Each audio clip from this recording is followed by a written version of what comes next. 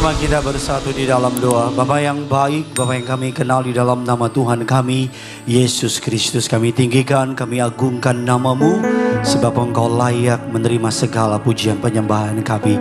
Terima kasih untuk pemakaian-Mu atas tim pujian penyembahan, bagi juga hamba-Mu pada hari ini, sepanjang hari ini, urapan yang baru, karuniakan roh pengajar, roh mendidik, agar setiap kata kalimat yang keluar, nama Yesus saja yang dipermuliakan. Kami berdoa, berkati jemaat-Mu secara online ataupun secara onsite, genaplah firman Tuhan.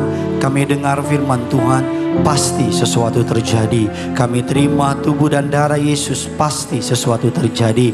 Kami terima pengurapan dari surga, pasti sesuatu terjadi. Kami percaya yang baik, yang manis, yang indah, yang membuat kami heran, semua Tuhan Yesus sediakan. Segala yang jahat tidak berkuasa, segala yang bakat bukan dari Tuhan tidak ada di tempat ini.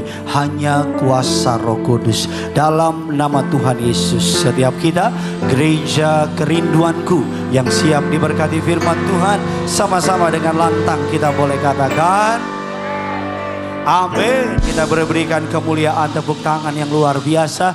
Silakan duduk.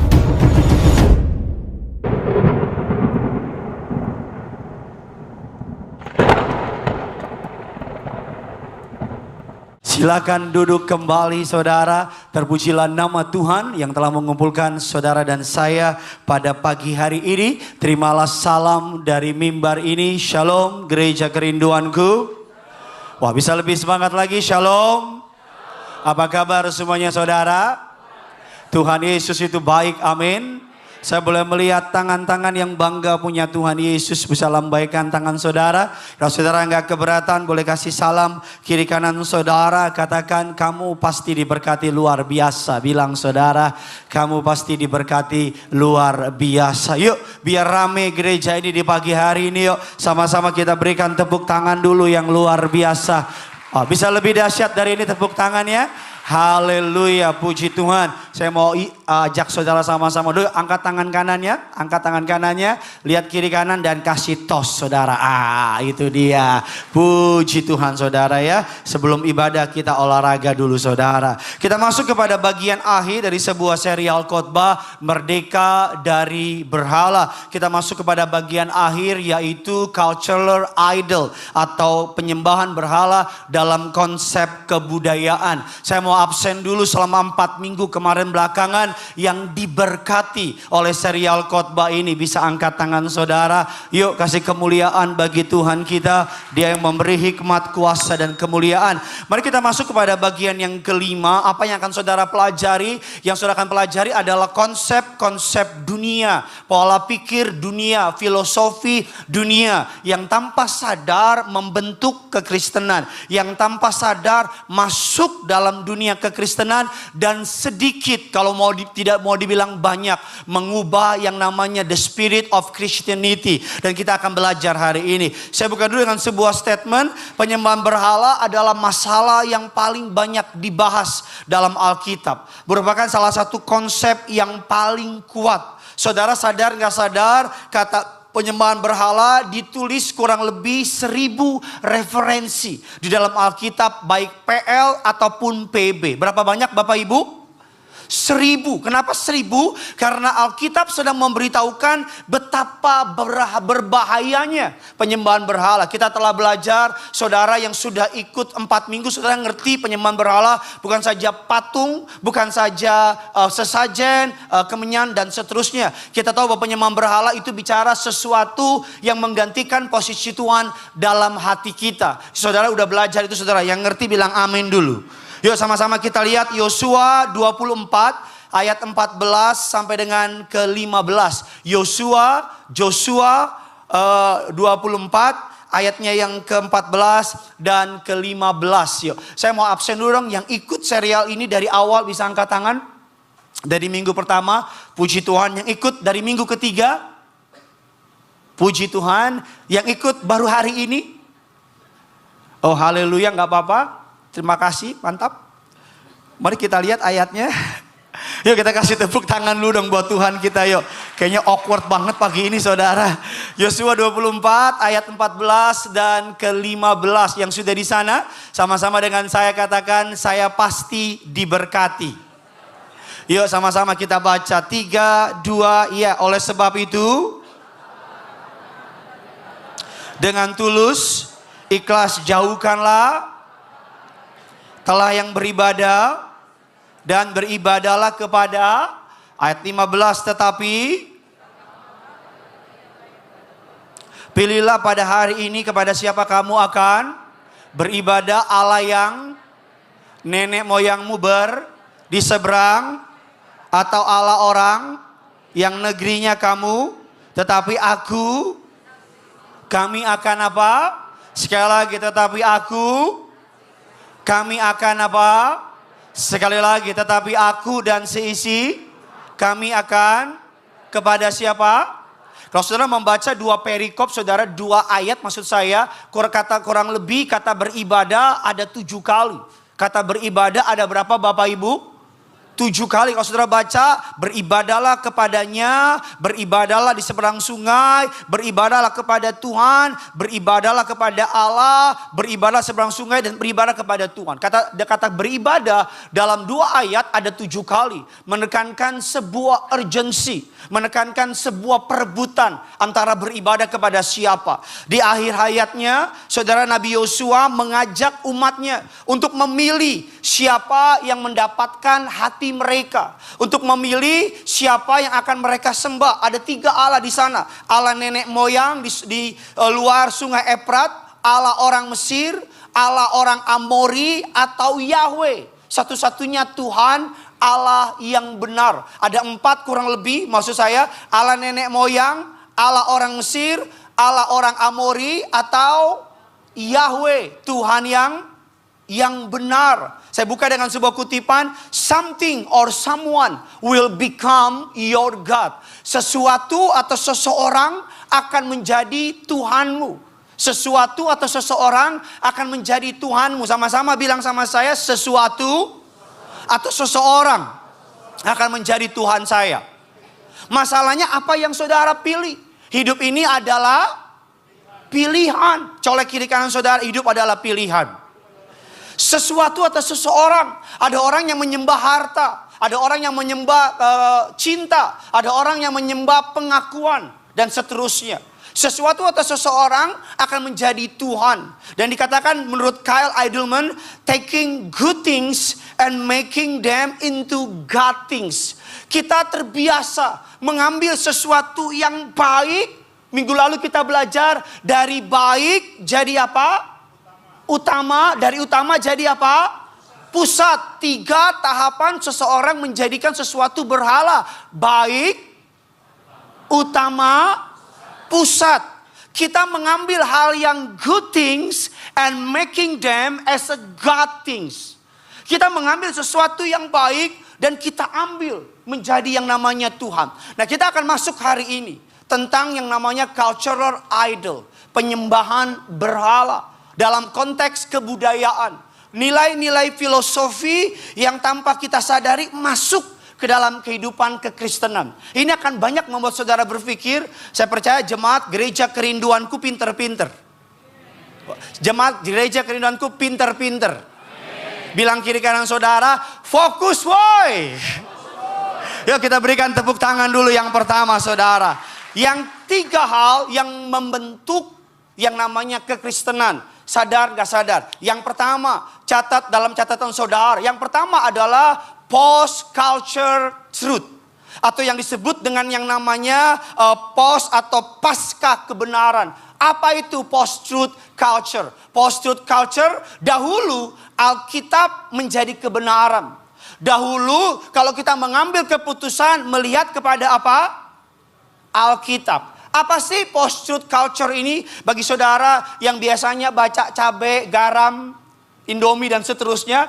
Menurut Oxford Dictionary, kata post-truth culture adalah fakta objektif kurang berpengaruh dalam membentuk opini publik dibanding dengan daya tarik emosi atau keyakinan pribadi.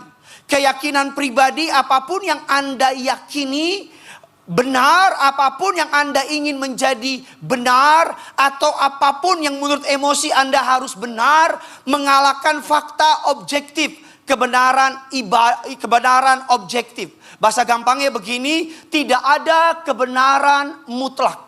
Kebenaran adalah keyakinan pribadi. Kebenaran adalah emosi pribadi. Mau faktanya ngomong apa yang gue rasa itu yang penting. Mau orang ngomong apa yang gue tahu benar itu yang menurut gue benar. Mau faktanya orang bilang A, kalau perasaan gue bilang B, maka jadi B. Orang boleh bilang gak boleh bercerai, tapi kalau perasaan udah gak cocok lagi, maka cerai aja. Orang boleh bilang gak boleh berbeda agama, tapi gue cinta. Karena ini ngerasa hati benar, maka gue nikah aja. Pendeta mau khotbah, saudara disuruh jawab, mau diem aja gak apa-apa. Karena rasanya benar gitu. Diam itu yang paling terbaik gitu. Dalam post-truth culture, perasaan adalah hal yang paling penting. Nah, ini yang berbahaya. Ada banyak dari kita tidak dapat terima masukan karena kita merasa kita benar. Kita merasa kita punya pengalaman sehingga firman Tuhan bukan menjadi wasitnya, tapi perasaan menjadi wasitnya. Bahaya apa tidak? Ngeri apa tidak? Ngeri banget apa ngiri banget? Amin. Makanya seorang hamba Tuhan bilang demikian. Sesuatu yang benar bagi kamu. Kalau bagi saya salah, bodoh amat. Orang mau ngomong apa ya udah. Makanya mohon maaf kalau ada orang yang merasa pacaran laki-laki sama laki-laki. Mereka bilang memang Tuhan bilang salah. Tapi aku jatuh cinta. Mau apa lo? Halo? Lo memang dia gak bener. Tapi gue cinta sama dia. Lo mau apa? Tanpa sadar ada sebuah istilah, saya baca kutipannya sama saudara, bentuk penipuan yang paling berbahaya adalah penipuan diri sendiri. Dari penipuan diri sendiri menjadi penipuan massal. Sekarang banyak orang nipu dirinya sendiri. Banyak orang hari ini bohongin dirinya sendiri dengan berbagai macam pola pikir. Mengapa hal ini berbahaya? Mari kita lihat Yohanes 18. Ayat yang ke-38, post-truth culture. Saudara pasti diberkati oleh anugerahnya, bilang amin. Suatu hari Yesus ditangkap dan dihadapkan kepada siapa? Pontius Pilatus. Aha marganya? Jangan Simon Junta, jangan. Jangan. Kayaknya marganya Siregar, kayak Pastor Binsar. Suatu hari dia dihadapkan oleh Pontius Pilatus, sang hakim, untuk menurut rakyat pada masa itu. Dikatakan kata Pilatus kepadanya, padahal Yesus datang sama dia dan bilang, aku datang untuk membawa kebenaran. Dan apa jawaban Pontius Pilatus? Sama-sama kita baca. 3, 2, ya. Apakah kebenaran itu? Dia bertanya apakah kebenaran itu, dan Yesus menjawab. Tapi pertanyaan saya, habis itu tetap disalibkan apa tidak? Habis itu tetap berpengaruh gak kebenarannya? Tidak sama sekali. Ada banyak orang yang kita kasih tahu benar, tapi ngaruh apa enggak? Enggak. Oleh karena itu, Alkitab mengatakan dengan sangat tegas, dalam hidup ini pilihannya cuma 2. Mau hidup dalam kebenaran atau hidup dalam pembenaran. Your choice. Culture ini sangat berbahaya. Kenapa berbahaya? Karena membuat kita berpikir apa yang gue rasa benar, and that's right. Apa yang gue pikir benar, and that's right. Bahkan yang berbahaya, dahulu, betul apa tidak? Tolong koreksi perkataan saya. Dahulu kita menganggap tabu yang namanya perceraian. Betul apa tidak? Tapi sekarang kita mulai menganggap itu apa? Biasa. Dahulu kita menganggap perselingkuhan itu sebagai sebuah aib. Tapi sekarang perselingkuhan menjadi sebuah pencapaian. Halo? Ini diam semua, korban, pelaku atau gimana? Memang tanpa saudara sadari, post-truth culture ini sudah masuk. Ada banyak orang merasa apa yang itu benar, itu benar. Orang mau ngomong apa, bodoh amat.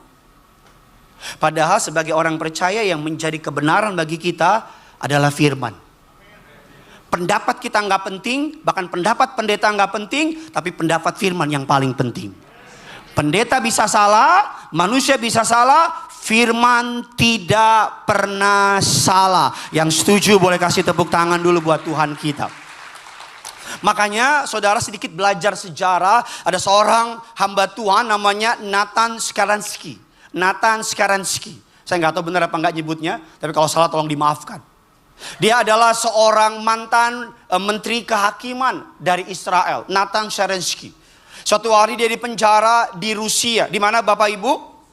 Di Rusia. Di Rusia dia penjara dan berapa tahun kemudian dia kembali ke Israel. Dia kembali lagi ke tempat penjaranya. Di tempat penjaranya dia melihat penjaranya dan dia menangis. Selesai menangis dia keluar. Dia minta dibawa ke makam yang namanya Daniel Sakharov. Sakharov. Kalau bahasa Sundanya Sakharov Dewe. Daniel Sakharov. Kalau ada bisa tolong ditampilkan. Kalau tidak ada nanti tolong dibantu yang mengerjakan slide.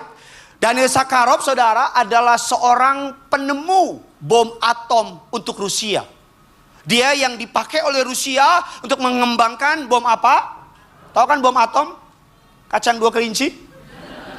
Itu kacang atom. Itu bahaya kalau dimakan meledak di perut. Saudara bom atom. Dan dia diwawancara berdua. Dengar baik perkataannya. Saya dikatakan demikian. Saya selalu Daniel Sakharov ini adalah penemu bom atom. Saya selalu berpikir bahwa bom atom adalah the most powerful weapon in the world. Senjata yang paling berkuasa di dunia. Saya berpikir seperti itu. Saya berpikir bahwa bom itu yang paling berkuasa di dunia. Tetapi ketika saya di penjara, saya menemukan kebenaran sejati. Bahwa kebenaran, bahwa senjata yang paling berkuasa di dunia bukan bom. Tapi senjata yang paling berkuasa di dunia adalah kebenaran.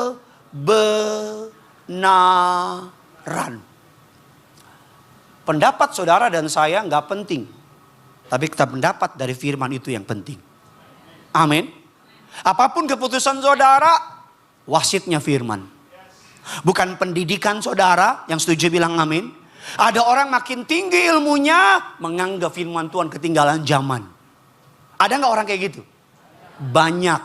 Ada orang ya kamu Tuhan deh. Kalau aku sih nggak begitu. Atau bahkan mungkin ada banyak orang saking pinternya banyak jalan menuju Roma. Semua agama sama-sama mengajarkan kebaikan. Kelihatannya benar apa tidak? Tapi ujungnya berbahaya. Yang setuju boleh bilang amin. Oleh karena itu Yohanes 8 ayat yang ke-32 bilang demikian. Dan kamu Yohanes 8:32 sama-sama ya 3, 2 ya. Dan kamu akan mengetahui kebenaran dan kebenaran itu akan apa? Sekali lagi dan kebenaran itu akan apa?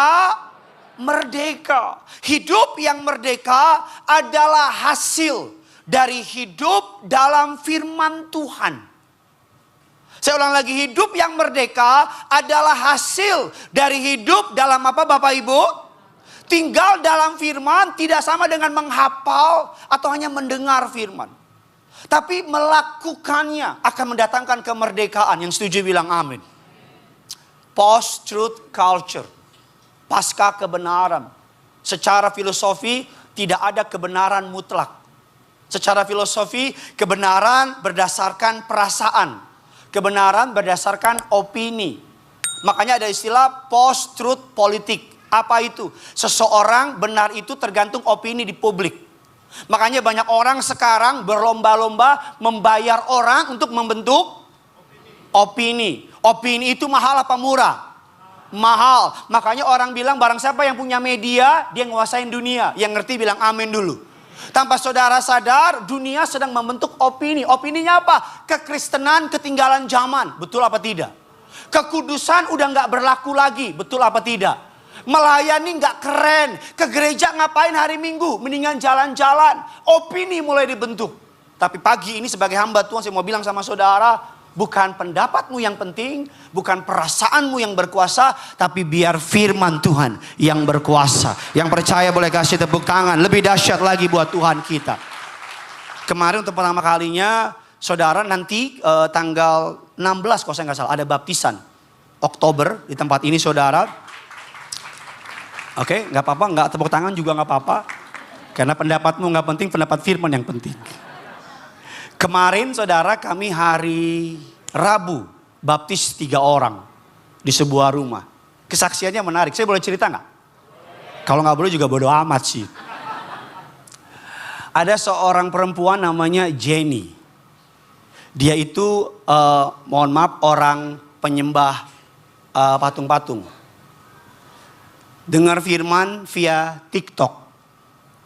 Oke, bertobat terima Yesus, bilang amin dulu. Bertobat terima siapa? Yesus. Gak berapa bulan kemudian dia di layoff sama perusahaannya. Dia apa Bapak Ibu? Pecat. Wah, stres, ngalamin mental health. Karena udah berbahaya, dia dirawat di RSCM bangsal sakit jiwa. Bangsal apa Bapak Ibu? Sakit jiwa. Wah, dia marah dong, kok baru terima Yesus ngalamin itu. Long story short, karena dia suka dengar firman, tiap hari dia baca Alkitab. Tiap hari dia apa Bapak Ibu? Baca Alkitab. Dia baca Alkitab, tiap hari dia baca, orang-orang yang sakit jiwa, di rumah sakit jiwa, ngeliat dia baca Alkitab. Ternyata orang sakit jiwa juga kepo. Dan mulailah ditanya, kamu baca apa? Dan mereka mulai baca firman Allah. Yang menurut orang, bacaan firman Allah sekarang, baca Alkitab udah gak ada kuasa. Lo stres baca Alkitab dong. Kalau gue baca-baca gak ada pengaruhnya tuh. Lo kalau butuh hikmat baca Alkitab, gue baca-baca mana tuh hikmatnya? Kata dunia yang sedang dibentuk hari ini. Ini saudara kayaknya uang habis apa gimana saudara? You know what? Kemarin yang dibaptis satu dari seberang, satu lagi juga seberang jauh dikit. Tapi 3 orang kemarin yang dibaptis pertama kalinya oleh gereja Kerinduanku. Karena hari Minggu kemarin dia datang di Kuningan. Dia bilang, Pak saya bawa orangnya, kami mau baptis. Bisa besok Senin pagi gak? Saya bilang Senin hari libur nasional pendeta. Tapi kalau memang kamu maksa kita, enggak terlalu maksa sih Pak, katanya Pak. Rabu kemarin 3 orang dibaptis, terima Tuhan Yesus. 3 orang. Dari apa? Pembacaan firman. Dari apa? 1 orang. Saya mau bilang sama saudara, dunia mau bilang apapun tentang hidup saudara, yang punya kata akhir dalam hidup saudara bukan manusia, tapi firman Tuhan.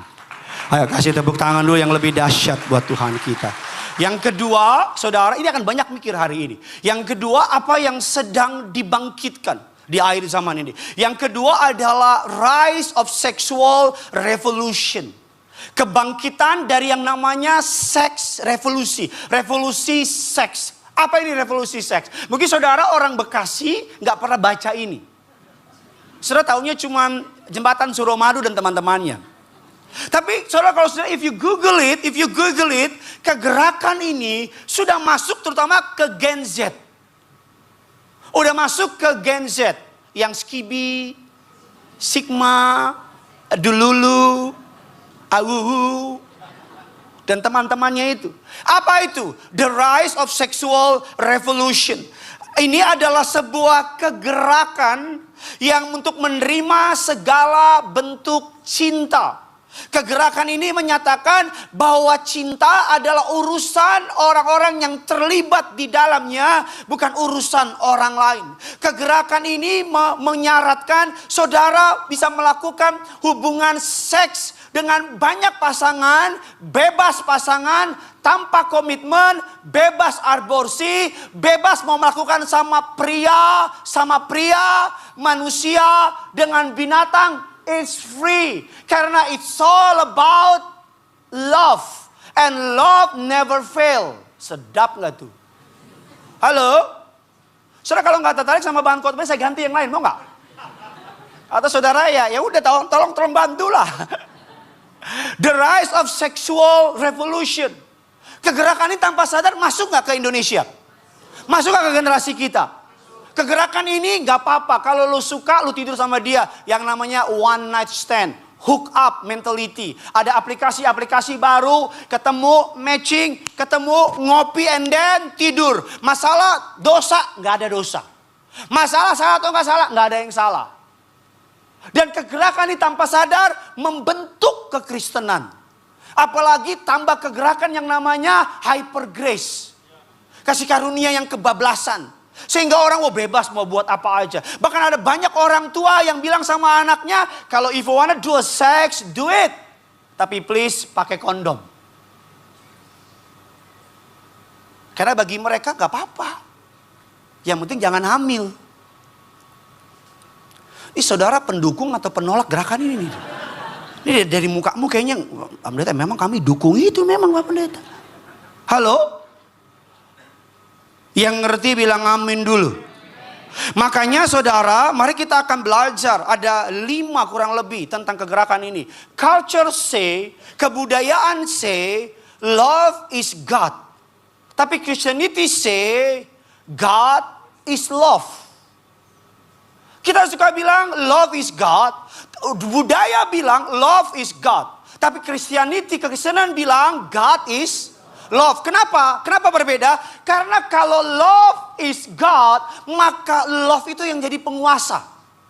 Love itu yang menentukan untuk buat apa. Boleh tidur sama pria, boleh tidur sama binatang, karena it's all about love. Tapi kalau God yang menjadi love, maka Tuhan yang menentukan apa itu love. Yang ngerti bilang amin dulu.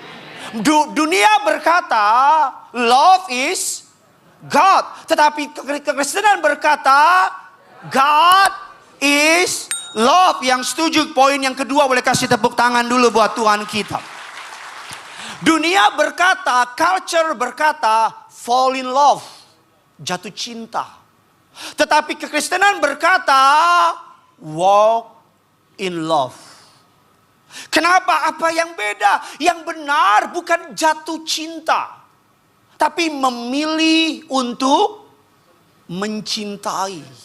Ini pagi-pagi saya romantis loh. Amin. Karena gini, don't fall in love, but grow in love. Everything that falls get broken. Everything that's grow get stronger. Sesuatu yang jatuh hancur. Tapi sesuatu yang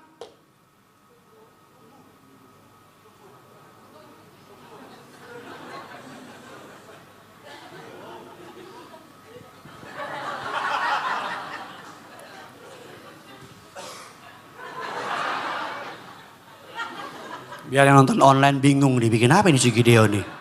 Ya, don't fall but grow. Orang tuh kalau jatuh, tuh door. Bukan door, fall. Kutipan berikutnya lagi, in order to be fall, you need to be distracted. In order to walk, you have to be focused. Orang tuh kalau jatuh perlu ke distract, betul apa tidak? Nggak ada orang jatuh nggak ke distract, dia fokus gitu. Nggak ada, kecuali matanya picek gitu dia. Bahasa apa picek ya? Tapi in order untuk saudara walk, kita harus apa? Fokus. Kan dunia bilang gitu kan, aduh gue falling in love. No. Orang kalau jatuh punya kuasa nggak sama jatuhnya? Nggak punya. Punya kendali nggak? Nggak. Dunia culture berkata fall in love. No. Grow in love. Walk in love. Sama-sama bilang sama saya, bukan jatuh cinta. Sama-sama bilang sama saya, tapi bertumbuh. Amin. Dunia culture berkata find the right person. Tetapi kekristenan berkata be the right person. Keberhasilan dalam rumah tangga, kita semua udah menikah tahu, bukan marrying the right person, tetapi be the right persons and do the right things. Betul apa tidak? Pernikahan dibangun dengan keputusan demi keputusan setiap hari. Saya mau tanya sama saudara, Miles Monroe bilang demikian. Sebuah kutipan yang memberkati saya. If you know you the way you know you, would you marry you? Kalau kamu tahu sebagaimana kamu mengetahui dirimu sendiri, kamu kenal siapa dirimu sendiri, kamu mau menikah nggak dengan dirimu sendiri? Dari diam saudara saya anggap nggak mau. Betul apa tidak? Karena kita tahu betapa bobroknya diri kita sendiri. Kita tahu betapa diri kita penuh dengan kelemahan. Kita tahu the darkest spot in our life. Bukan marrying the right persons, tapi dunia berkata marrying the right person, tapi Alkitab berkata be the right persons.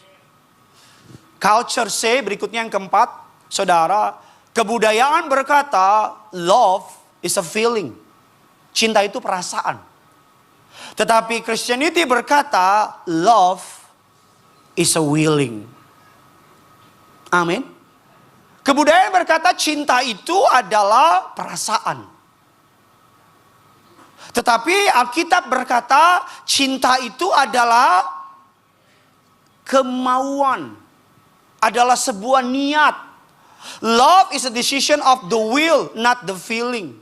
Feeling, perasaan adalah manifestasi dari pilihan kita. Yang setuju bilang amin. Itu adalah apa Bapak Ibu? Manifestasi, buah dari yang kita pilih. Amin. Karena kalau cinta, perasaan, kita tahu perasaan kita beda-beda apa tidak? Gak usah jauh-jauh. Perasaan kita pagi, siang, sore, malam bisa beda gak? Beda. Pagi kurang mood, siang semangat, malam gak mood. Atau ada orang pagi gak mood, siang gak mood, malam gak mood. Mood-moodan. Betul apa tidak? Kalau perasaan yang menjadi tolak ukur, udah banyak orang bercerai hari-hari ini. Kalau perasaan yang menjadi tolak ukur melayani, sudah berhenti dari dulu saya. Tapi melayani adalah keputusan. Yang setuju bilang amin. Saudara, jam 6:30 pagi ibadah di sini. Kami bangun dari rumah jam 5 untuk menyambut jemaat. Kalau pakai perasaan, kita tadi pagi bangun, udahlah. Kalau bikin gereja pakai perasaan, udahlah. Ketika tagihan datang, udahlah. Love is not a feeling, but love is willing. Kalau cinta adalah perasaan, Matius 5 ayat 44 yang demikian. Tetapi aku berkata kepadamu, kasihilah musuhmu dan berdoalah bagi mereka yang apa? Kalau pakai perasaan bisa gak? Halo? Kadang-kadang aja pakai iman gak bisa. Ngucap berkat. Oh, saya berkatin Pak Pendeta. Saya berdoa kepada Tuhan. Supaya dia cepat-cepat dipanggil. Love is not feeling. Sama-sama bilang sama saya, cinta bukan perasaan. Lebih semangat, cinta bukan perasaan. Tetapi sebuah keputusan. Yuk kasih tepuk tangan dulu buat Tuhan kita. Yang kelima, kebudayaan berkata, marry the person you love. Tetapi Christianity berkata, love the persons you marry. Kasihi atau nikahi yang kamu kasihi. Tapi kekristenan berkata, cintai yang kamu nikahi. Bukan berarti nggak butuh cinta ketika memilih seseorang. Pasti ada cinta. Tapi kita tahu bahwa cinta itu ups and down. Dan cinta itu bukan seks. Karena kalau ukuran cinta adalah seks, maka wanita prostitusi adalah wanita yang penuh dengan cinta. Amin kayak apa gitu? Amin. Tetapi cinta lebih dari sekedar seks. Dunia berkata, cintai, nikahi yang kamu cintai. Tapi Alkitab berkata, cintai yang kita memilih untuk mengasihi pasangan kita. Makanya seks bukan ukuran, walaupun itu komponen di dalamnya. Tapi hanya sepersekian dari seluruh tentang cinta yang Alkitab ajar. Yang setuju bilang amin. Makanya making love doesn't make it love. Melakukan hubungan seksual tidak menjadikan atau membuahkan cinta. Yang ketiga, yang terakhir, sampai seorang pemain badminton untuk bantu saya. Apa pengajaran, filosofi yang tanpa kita sadar mulai membentuk kekristenan? Yang pertama tadi kita melihat apa? Post-truth culture. Kebenaran tidak ada yang absolut. Kebenaran berdasarkan perasaan, berdasarkan opini publik. Pegang omongan saya. 20 tahun, 30 tahun ke depan anak-anak kita akan diketawain kalau mereka ke gereja. Anak-anak kita kalau ditawarin rokok dan mereka nggak mau ngerokok akan diketawain. Pegang omongan saya 40 tahun ke depan, atau kok sejauh-jauh 20 tahun ke depan, anak-anak kita ketika pacaran dan dia menjaga kekudusan akan dibilang, oh kolot lu, lebay lu. Pegang omongan saya, nanti ke depan kalau orang daftar pelayanan akan dibilang, lu ngapain pelayanan? Nggak dibayar, nggak digaji, mendingan lu buka toko. Halo? Pegang omongan saya ke depan, walaupun saya udah semangat khotbah, jemaat akan tetap rada diam. Tapi nggak apa-apa, saya akan terus berkhotbah. Karena I know, karena ku tahu engkau begitu. Karena ku tahu engkau begitu. La la la la la la la la. Amin. Jangankan 20 tahun, sekarang udah begitu belum? Sekarang udah begitu belum? Makanya kemarin saya cari sekolah buat anak saya. Uang bukan isu buat saya. Tapi isu buat istri saya. Karena dia yang bayar, bukan saya. Saudara mau tahu nggak apa poin pertama yang saya cari di sekolah? Nilai kekristenan. Jauh dikit nggak apa-apa. Yang pertama saya tanya di sekolah, ini sekolah Kristen atau mengajarkan kekristenan? Oh Pak, ya kita cuma ngajarin doang sih. Apa ya? Cuma doa pembuka. Habis itu ya biasa aja. Saya tanya lagi sekolah, ada 5-6 sekolah. Saya minta daftar Depdikbud, saya minta. Departemen Pendidikan saya akan kunjungi semua sekolah. Saya wakil dari Departemen Pendidikan. Saudara tahu Nadiem Makarim? Ya udah. Nanya aja. Saya tanya sama dia. Bagaimana pendidikan? Dia bilang, kami percaya ke Kristen. Makanya saya datang tuh, saya suka ada tulisan gitu. Faith in Christ. Ih sedap. Godly character sedap. Masuk ada tulisan, the fear of the Lord is the beginning of the knowledge. Sedap. Christ is the head of this school. Sedap. Saya bilang daftar sayang. Lihat SPP-nya, cari lagi saya. Muter dulu, muter. Kan kita bisa lihat dulu, kan kita bisa arah-arah dulu. Karena wedan, sekolah Kristen, SPP tidak Kristen. SPP-nya hukum Taurat. Saya langsung tanya sih, saya tanya, untuk pendeta di sini ada potongan. Oh, untuk pendeta ada potongan. Oh, berapa banyak? Ya berapa persen? Bisa semua dipotong nggak? Saya bilang. Nah, tapi ini benar. Saya sama istri saya, ya udah punya iman lah, taruh lah. Ini bukan gaya-gayaan ya, bukan harus sekolah-sekolah yang keren.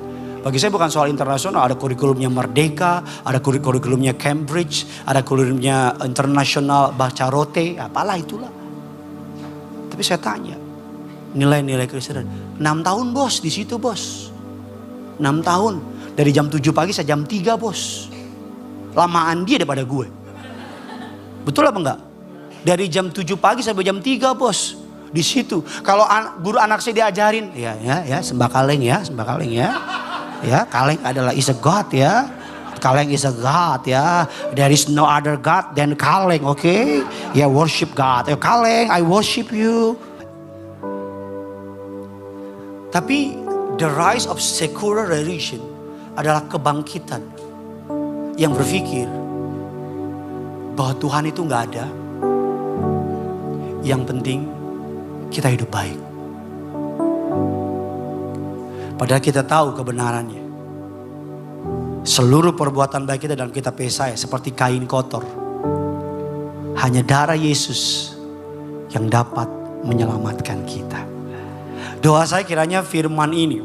Makanya Swinburne merangkum dengan kata-kata yang sangat terkenal yang sekarang hidup ini sekarang. Swinburne mengatakan demikian. Maha suci manusia. Karena manusia adalah penguasa segala sesuatu. Salah satu ciri kegerakan ini adalah trust yourself. You can do it.